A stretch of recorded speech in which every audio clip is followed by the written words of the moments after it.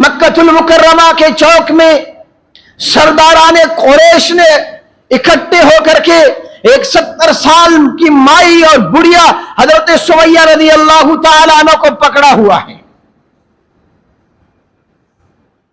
क्या जुर्म था उस 70 साल माई का जो अपनी जिंदगी के आखिरी किनारे पर खड़ी है? जुर्म उसका यह था कि उसके दिल में तौहीद घर कर गई थी। मोहम्मद रसूलुल्लाह सल्लल्लाहु अलैहि वसल्लम को अपना नबी मान चुकी थी। उसकी दिलो दिमाग में अल्लाह की वहदानियत और अल्लाह की तौहीद के ऐसे डंके बजने लग गए थे कि कुफार और मुशरिकीन के दांत खट्टे हो गए। पकड़ा हुआ मुशरिकीन मक्का और सरदारान कुरैश ने सुमैया को, और पेशकश की जा रही, सुमैया इस दीन को छोड़ दे, इस खुदाए वादा शरीक लहू की इबादत को छोड़ दे, आजा हमारे सामने, लात के सामने भी झुक, उज्जा के सामने भी सजदा कर, मनात के आगे भी अपनी नजरें मान, और खानाए काबा में जो 360 बुत रखे हुए इनके आगे तो आकर के चढ़ावे चढ़ा।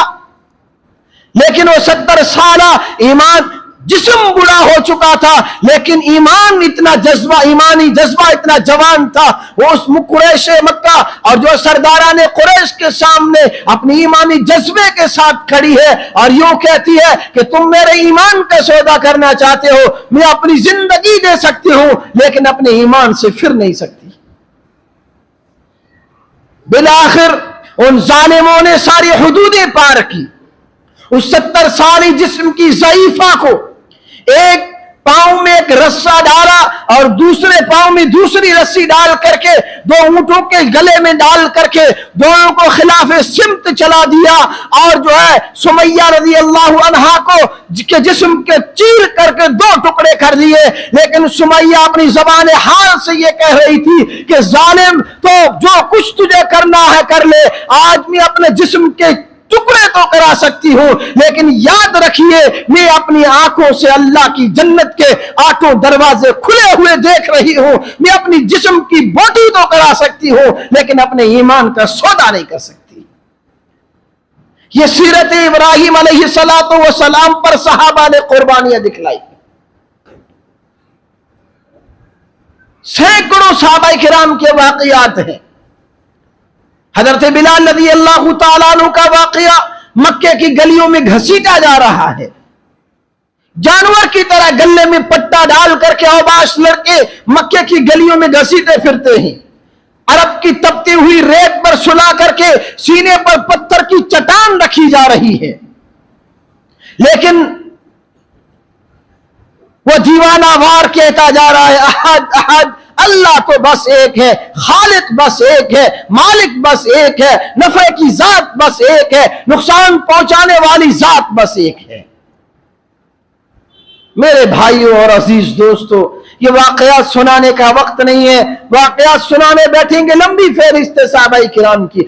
जरूरत इस बात की है, आज जिन हालात से उम्मत मुस्लिमा गुजर रही है, आए दिन नौजवान बच्चियों के मुर्तद और होने और इस्लाम छोड़ने के आए दिन वाकयात सामने आते ही, आए दिन मुसलमान का ईमान इतना कमजोर होता जा रहा है कि वो अल्लाह के हुक्मों पर साबित कदम नहीं रहा।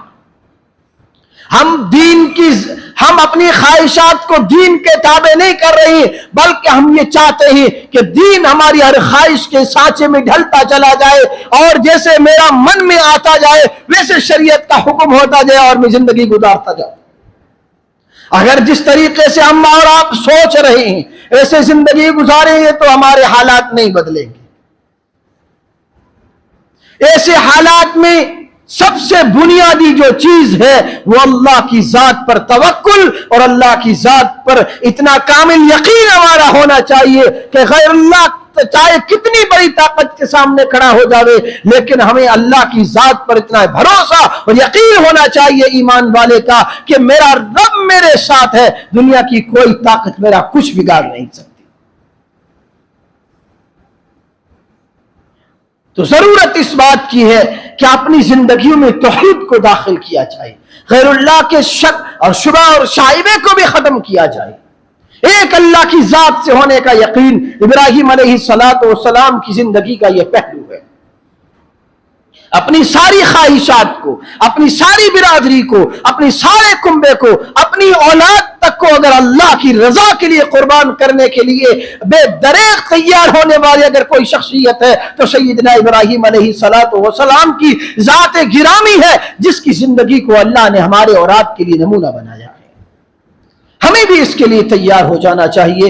ابراہیم علیہ السلام کی زندگی کا ایک باب اور ایک چیپٹر تھا اور ایک پہلا سبق تھا جو آپ کے سامنے رکھا۔ کئی اسباق ابراہیم علیہ السلام کی زندگی کے اللہ نے پھر توفیق دے تو کسی موقع پر اللہ تعالی ہمیں عمل کی توفیق عطا فرمائے اور توحید کامل ہمیں نصیب فرمائے اور سیرت ابراہیمی پر ہمیں عمل کی توفیق عطا فرمائے۔